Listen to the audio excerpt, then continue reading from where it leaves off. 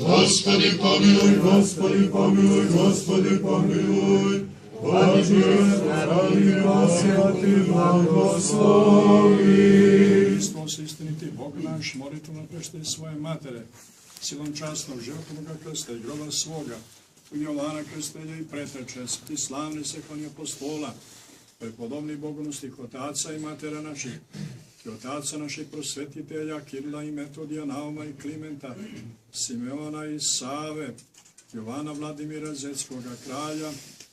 mučenika, svetih otaca naših arhijepiskopa, Pećki Arsenija,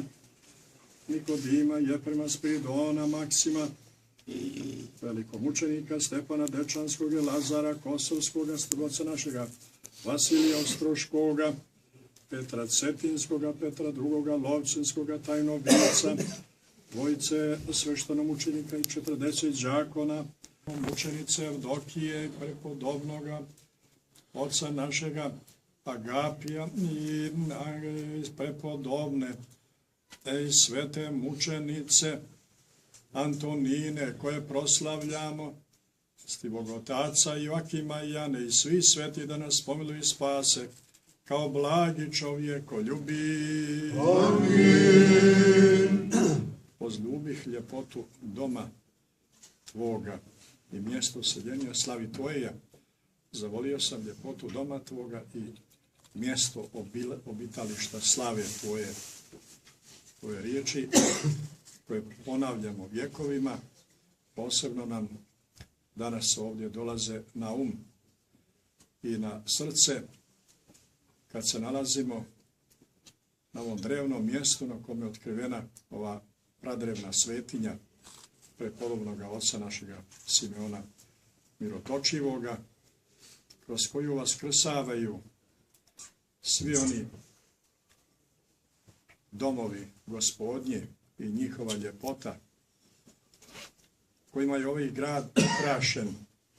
kroz vjekove, počevši od hramova na drevnoj Diokliji, pa onda redom preko hramova koji su posijani, čiji ostaci vaskrsavaju danas na ovoj Nemanjinoj obali, hramova na Zlatici, 2 hrama, jedan je sveti Arhangela Mihaila i Gavrila, drugi je hram Lazareve subote, Cvijeti, praznik koji proslavljamo u oči Vaskrsenja Hristovog, onda hramovi svetoga apostola i evanđelista Marka, drevna svetinja, drevna obitelj, prastara obitelj u kojoj je bilo ne samo ospominanje apostola Hristovoga i evanđelista Marka, nego u isto vrijeme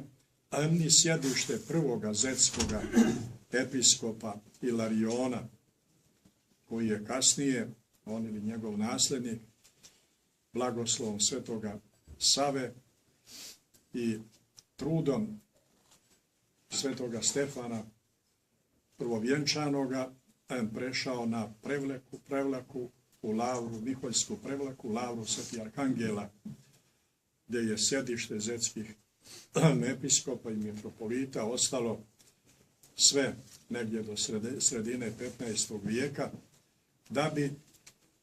pod pritiskom i nasiljem sa istoka i sa zapada, preko Prečiste Krajinske, preko Budve, preko Vranjine, preko Koma, preko rijeke Crnovića, odnosno preko Obuda, na kraju našlo sebe sjedište pokoja 1484. godine na Cetinju, potonjem prestolnom gradu, gdje je i do danas ostalo. Dakle, sve te svetinje drevne,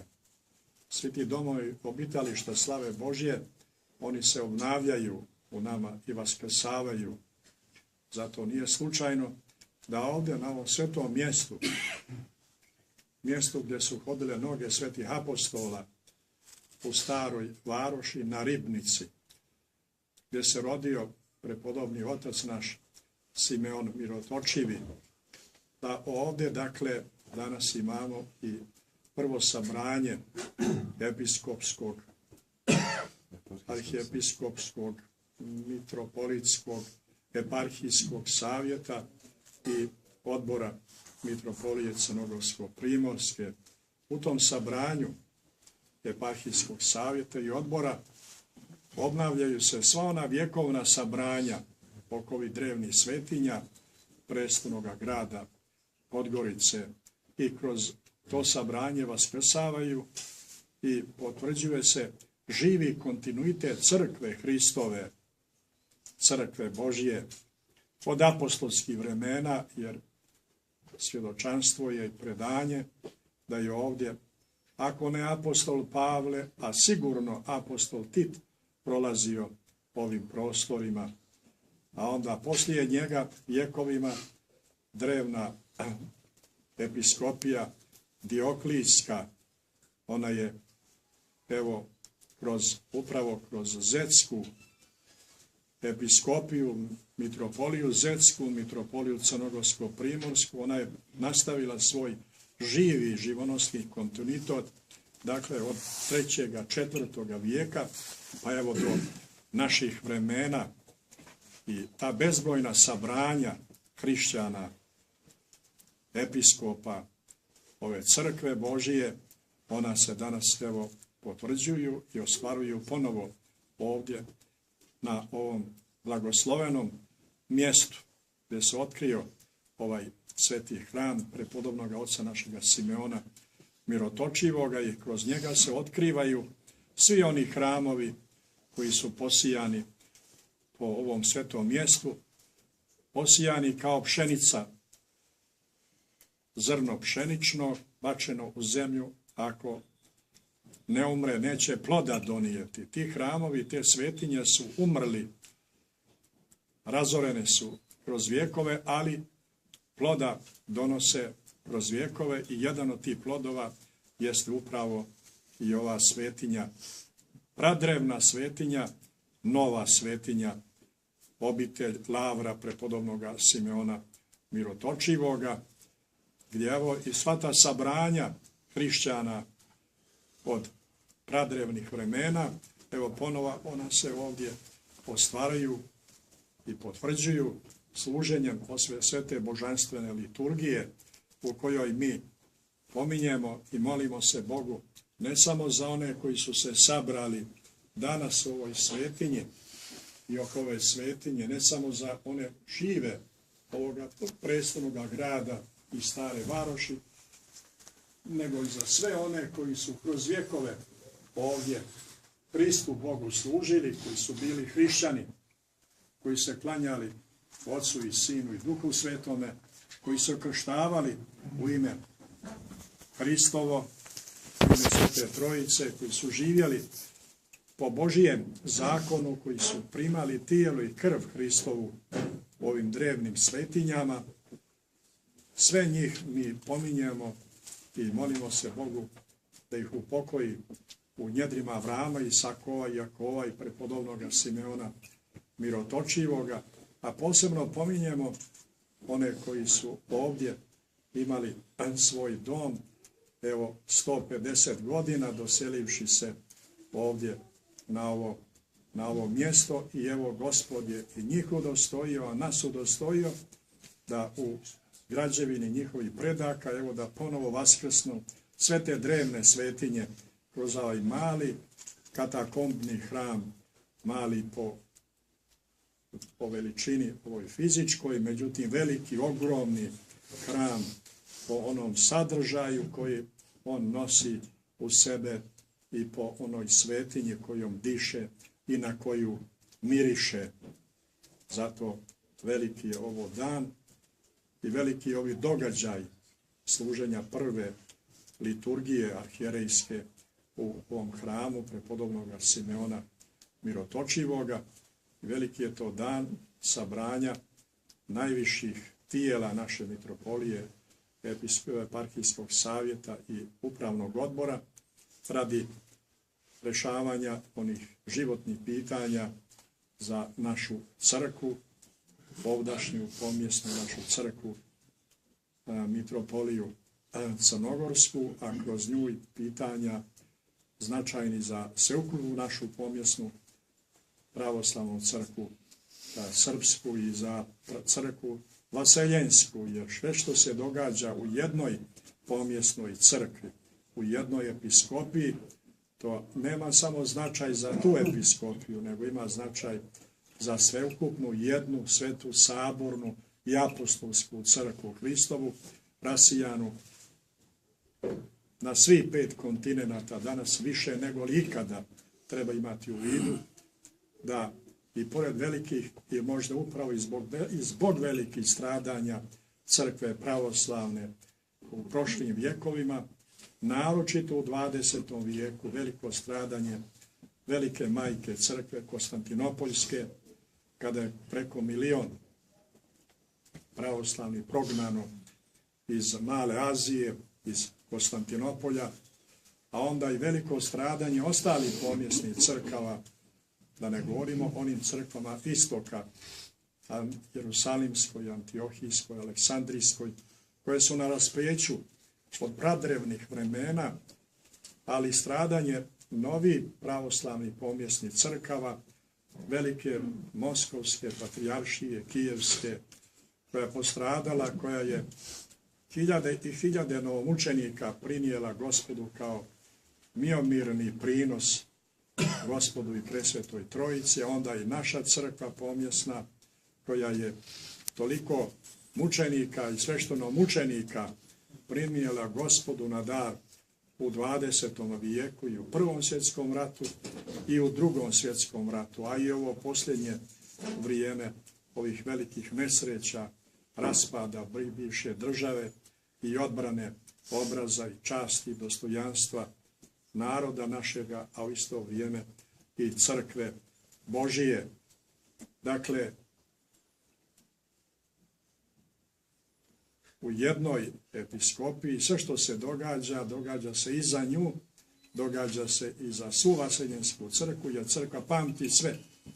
Na svakom mjestu gdje se nalazi, ona je po svojoj prirodi jedna sveta saborna i apostolska crkva, jer tamo gdje je episkop i prezviter i đakoni sa njim i narod Božji sabran oko svete Euharistije, tu je jedna sveta saborna i apostolska crkva Hristova. Nije samo to dio neke druge crkve, veće crkve, nego je tu sva crkva Božja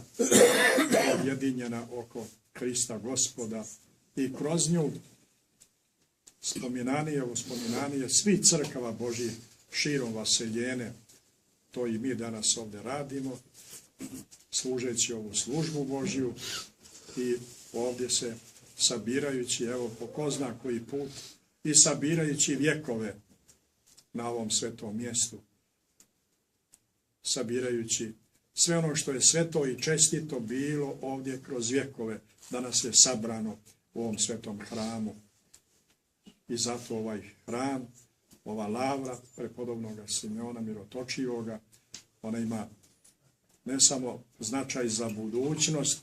nego upravo time što sabira sve što je ovdje